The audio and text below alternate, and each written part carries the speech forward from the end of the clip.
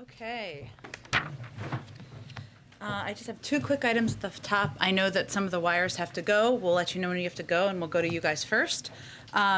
Yesterday, HHS, Treasury, Labor, and OPM issued new consumer protections against surprise medical bills, specifically the rules designed to lower healthcare costs, prevent hospitals and doctors from taking advantage of their market power, advance healthcare price transparency, and expand people's ability to dispute claims denied by their health plan. This builds on a rule that was issued in July. Together, these new regulations will ensure that consumers are protected from most surprise bills, that consumers know how much healthcare will cost before getting care, and that providers, health plans, and issuers have a process to settle payment disputes. Also wanted to just give you a brief 3,000 foot on the week ahead, and we'll have more as the weekend proceeds. Of course, throughout the weekend and next week, the President will continue to make the case for his Build Back Better agenda and the bipartisan infrastructure deal.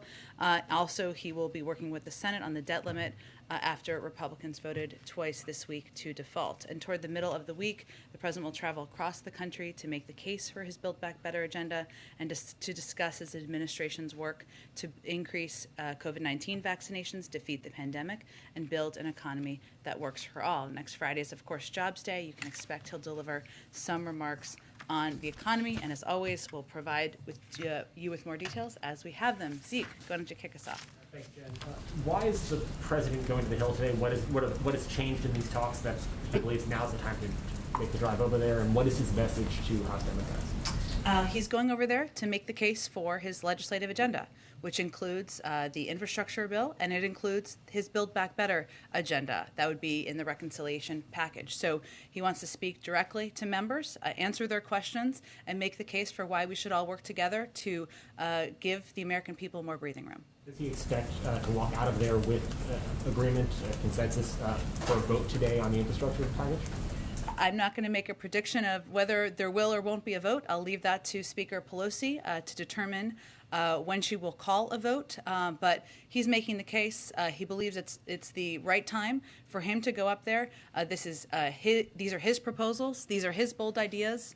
This is his plan that he's outlined to not just rebuild our roads, our railways, and bridges and put millions of people back to work, but also to make child care, elder care, pre-K more cost-effective, to address the climate crisis, and he wants to make the case directly to members. You mentioned a few of those proposals that are in there.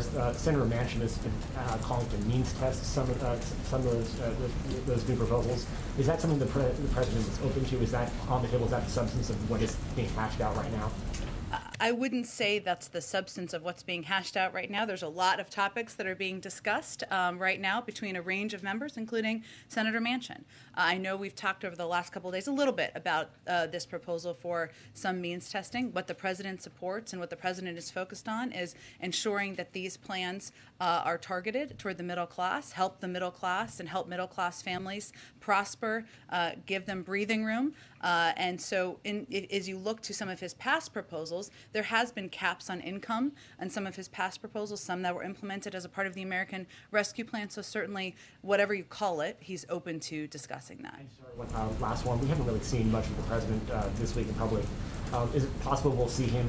Will his remarks to the Democratic conference be open to the press? Will he make remarks? Will he speak to the American people today about the status of these negotiations? Well, he's visiting the Democratic caucus, and as you may know, and as the Speaker's office will confirm for all of you, they make those rules. We don't make those rules, and those are closed press meetings. But obviously, there'll be a press pull with him. In terms of whether he'll address the public or speak to all of you, we'll see. We're quite open, and he will make decisions hour by hour. Go ahead, Jeff. Jen, can you tell us what progress has been made in the last 24 hours or so on these two bills? Well, I can tell you a little bit about what's happened over the last 24 hours. So, and some of you have been watching this closely, but White House officials, including Chief of Staff Ron Klain, Counselor Steve Ricchetti, Domestic Policy Advisor Susan Rice, Legislative Director Louisa Terrell, NEC Director Brian Deese, have been speaking with leadership and members spanning the caucus daily, moderates and progressives, members of the CPC, the Congressional Progressive Caucus, Blue Dogs, New Dems, and problem solvers. They've been on constant contact and on constant phone calls, and also, as you know, many of those officials I just mentioned, Susan Rice, Brian Deese, and Louisa Terrell, were up on the Hill yesterday from about 3 p.m. until midnight last night, meeting with members, discussing with their teams what the path forward looks like. The legislative team has also made now at least 300 calls, or had at least 300 calls or meetings with members, chiefs of staff, staff directors, and legislative directors since September 1st, and our policy teams have also had dozens of meetings directly with members and their teams. I would say over the last 24 hours, you've seen, obviously there's been the pressure of a timeline, which often can make progress, can crystallize for people what's at stake. What we're all trying to do here, which is to make life better for the American people. There have been discussions about what the path forward looks like, productive, constructive discussions. And as we said last night in the statement I put out, we feel we've made some progress. Those discussions have continued today, and they're continuing as we speak. And it was that statement that I was referring to. Is Sure. there anything more you can delineate about what that progress is exactly? Well, I think we all know what we're trying to work toward here, right? It's not a state secret. There are a couple of members of the Senate who want to be comfortable with what the Build Back Better package looks like. There are a couple of members of the Progressive Caucus, several members of the Progressive Caucus, however you define it, who want to know there's a path forward on the Build Back Better agenda. What we're working toward is unifying a path to get both of these packages done. As a part of that, and we all knew this from the beginning, compromise is necessary. It's inevitable. Some have come down, some have come up in the numbers and what we're looking at here. That's what the basis of the discussion and some of the basis of progress has been. Just one quick question on North Korea. They've launched another missile. It's their second one this week. White House reaction to that and to Kim Jong-un's offer to open up a direct line with South Korea again? First, let me say that in our outreach, as I think I'll start here, we've made specific proposals for discussion with the North Koreans, but have not received a response to date. So in our outreach from the United States, and we remain prepared to discuss the full range of issues. I believe in terms of the recent incidents, missile launches you referred to, we're of course aware of these reports. We're assessing the specific nature of these launch events. I think we've put out statements from the Department of Defense and others in response to them in terms of potential discussions between the North Koreans and the South Koreans. Obviously, we've made our own outreach of potential engagement. I'd have to talk to our team if we have a more specific reaction. Go ahead. I promise I go to the wire, so go ahead. Okay. Progressives have say they want a Senate vote on the reconciliation before they vote for the infrastructure package, and since that's not happening today, what sort of assurances can you offer progressives? I'm not sure I'm following your question. The progressives want, assurances that the reconciliation package will pass if they also take a vote on the infrastructure package. So what assurances can the White House offer progressives? That's exactly what we're working through. One, we don't know what the vote schedule is or isn't today. We leave that to Speaker Pelosi.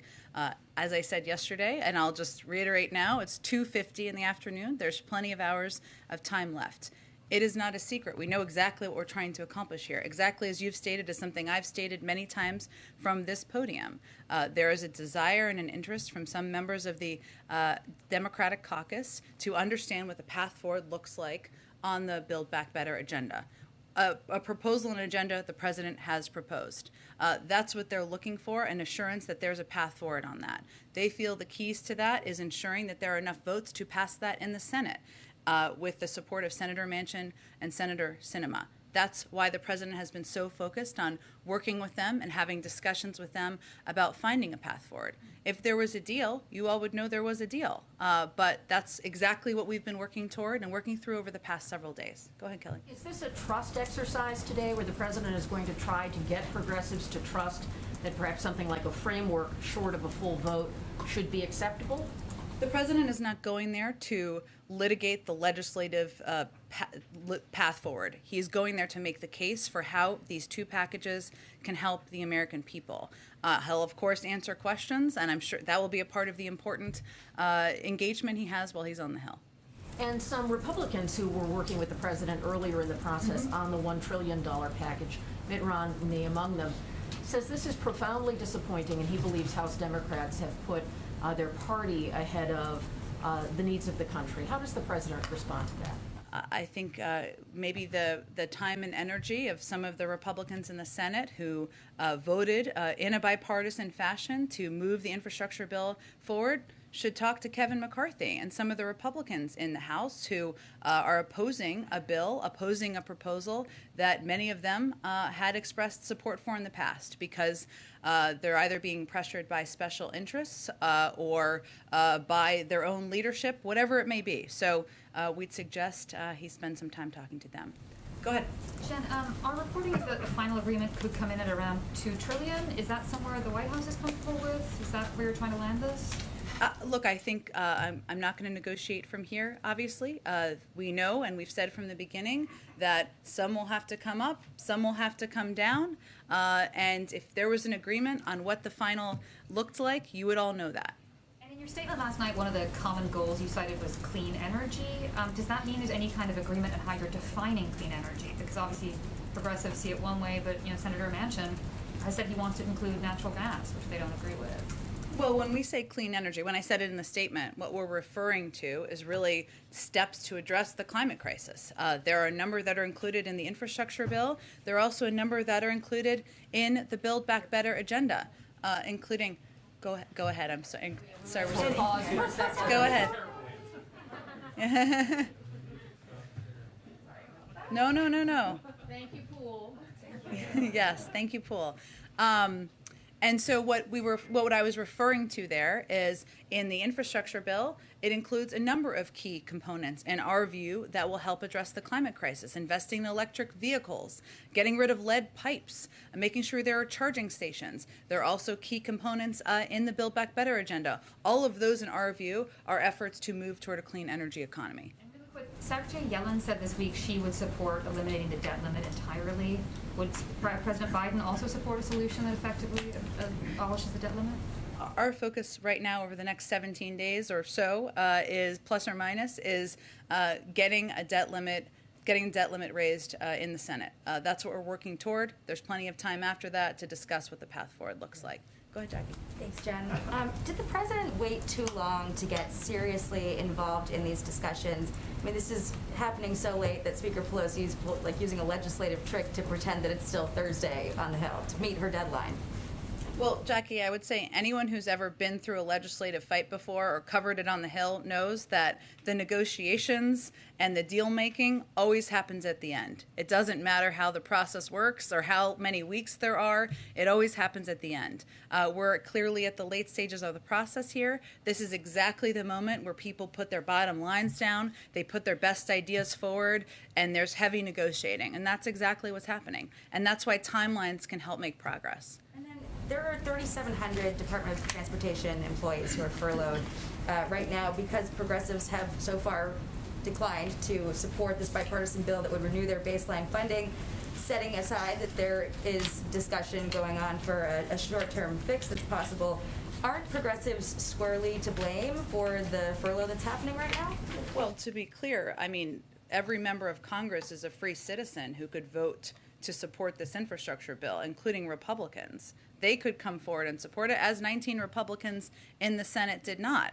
Instead, they have chosen to be influenced by whether it's pharmaceutical companies or other special interests, or just to be strong-armed by their leadership, not to support legislation that many, including members of the Problem Solvers Caucus, suggested they may. So it just requires a majority to support legislation in Congress, and we haven't seen any real courage from the Republican side in the House. In the messaging to progressives about the value of this package, is there any discussion conveying from the White House that if this package is around $2 trillion, that the value of it, the investment of it, is actually higher because of some of the math that can be done? Is that kind of an argument that the White House is making to try to sell this to progressives?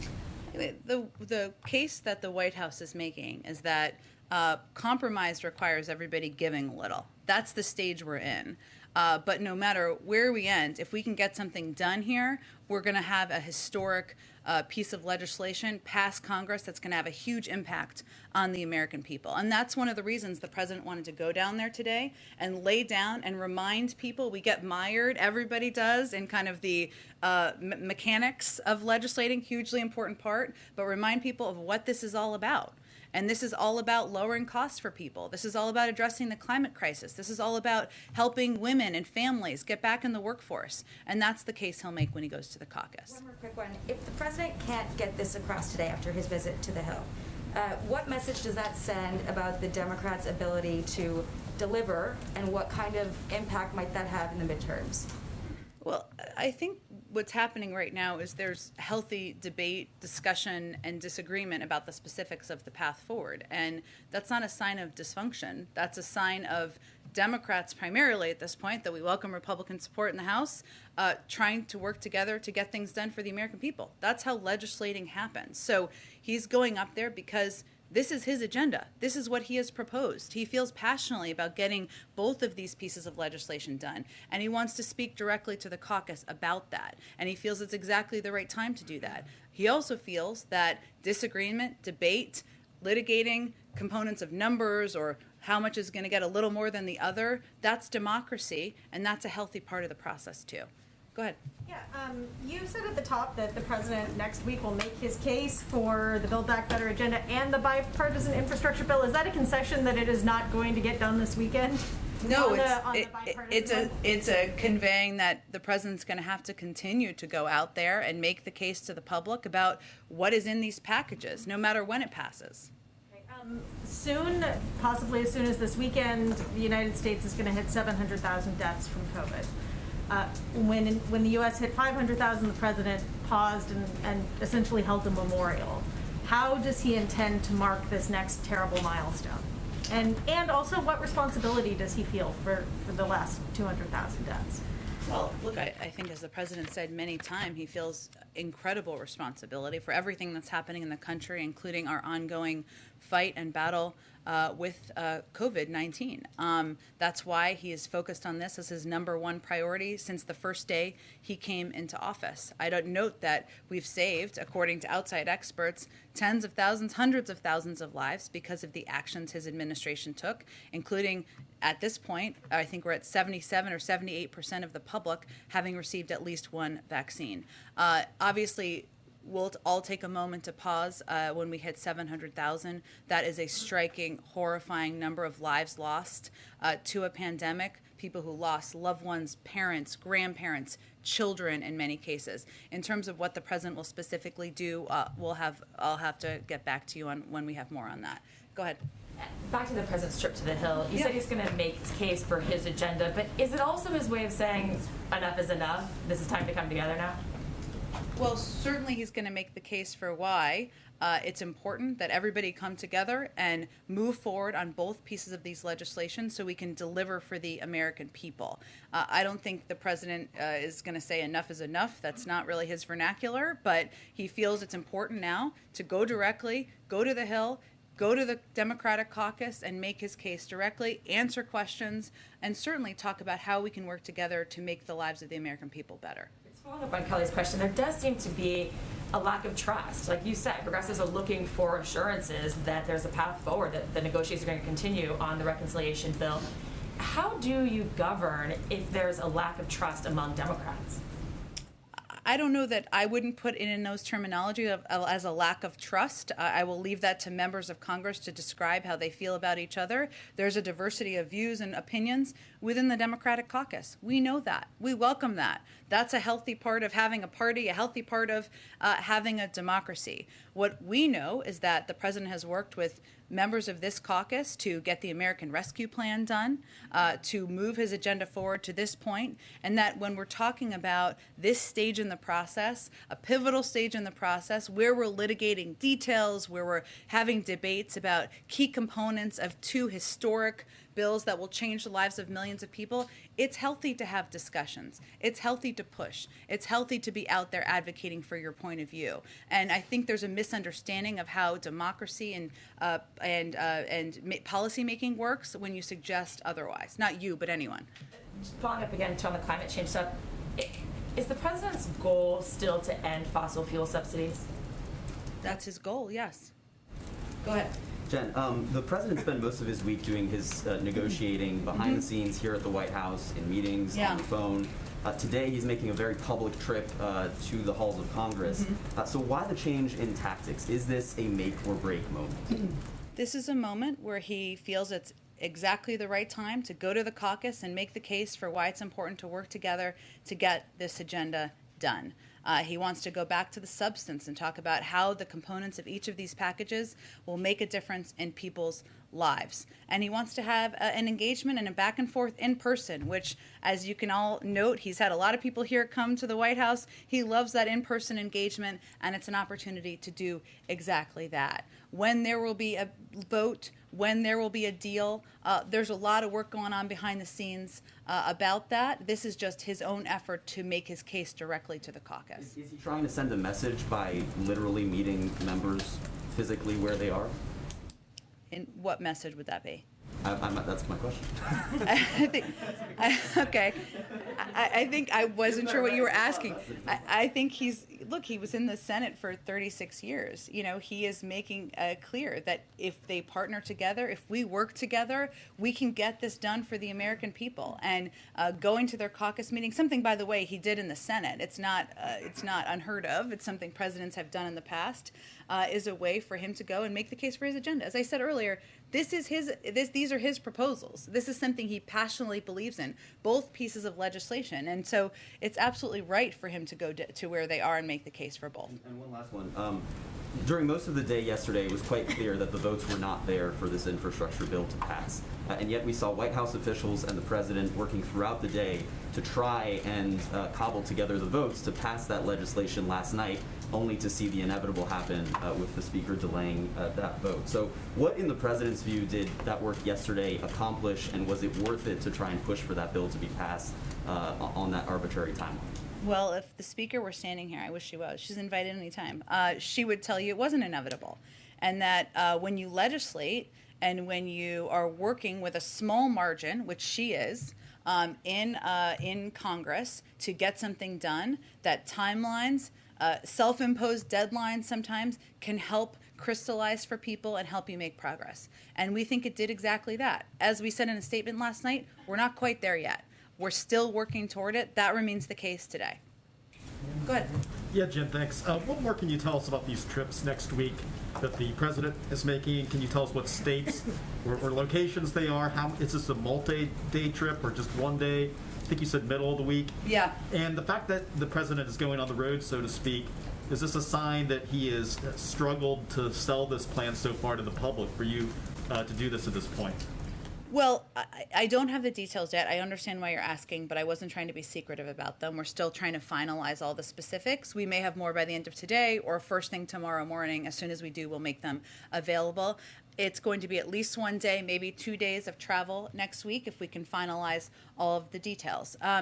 Look, we know that the components of these packages are quite popular, and I went through this the other day with the American people. If you look at the child tax credit, if you look at universal pre-K, if you look at elder care and ensuring that elder care is something that can be cost effective and achievable, being able to cover it for people, and also making sure our roads and our rails and our bridges are rebuilt, also very popular, as is addressing the climate crisis. But he also recognizes that he needs to be out there conveying to the American public why this matters to them, even if they like different components of the package. So this is something he's committed to doing.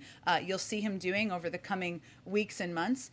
We made an assessment, because there's almost nothing more valuable than the time of the President of the United States, that in this week, when we were in a key period of negotiating and having discussions with legislators, specifically a couple of members of the Senate, that his time would be best spent here in Washington, being available, meeting with people, and having phone calls. But we'll see. He'll do that next week too, but he'll also be on the road. Will these trips be in what we think of as swing states, or maybe even the states of some of the senators who haven't gotten on board yet, say maybe Arizona? He's going to be, I understand your line of questioning. We'll get your advice. Right. What does it rhyme with? I understand your question. Look, he's not going out to the country to do anything more than communicate with the public about how Democrats are working together to make their lives better. And I expect we'll have more details on the next 24 hours about where. Go ahead, Karen. Thanks, Jen. You've said a couple times that timelines help make progress and that self-imposed deadlines also make progress. In all of the meetings this week between White House staff and the president with lawmakers, was the White House explicitly telling progressives to hold their ground on not having the vote or not voting for the BIF until the second part? And was the White House also saying to the moderates, keep pushing for a timeline in order to get to that point that we got to yesterday? So we're renegotiating against ourselves? What were you actually telling both, continuing on these paths Karen, can actually bring progress? It's a good question. I know there's been some reporting out there. I can assure you there is no moment in time where any senior member of this White House was arguing for anyone to vote against a piece of the president's agenda. What is also true is that we have been communicating with such a broad range of members from across the caucus that often we know where different parts of the caucus stand. And so we have been in many ways liaisons along with leadership to convey this is where this group stands, this is where that group may stand, and conveying so that we can help reach a unifying point and get across the finish line. And the vast majority of that, without all the specifics, is very much known publicly, right? There's a group who have been out on television and out very publicly, and your colleagues on the Hill asked them good questions, who have conveyed we absolutely need to have a clear path forward on the Build Back Better agenda in order to support the infrastructure bill.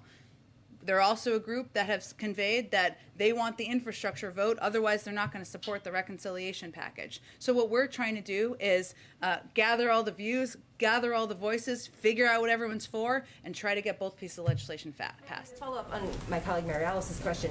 You're getting all that together, figuring out where everybody stands, and they're making it very public. But is there a point where the president says, we know where everybody stands, but now everybody has to just put aside some of those red lines and get behind his agenda to get something done?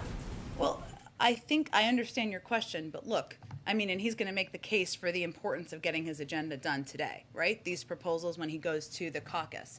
But ultimately, it's a separate branch of government, right?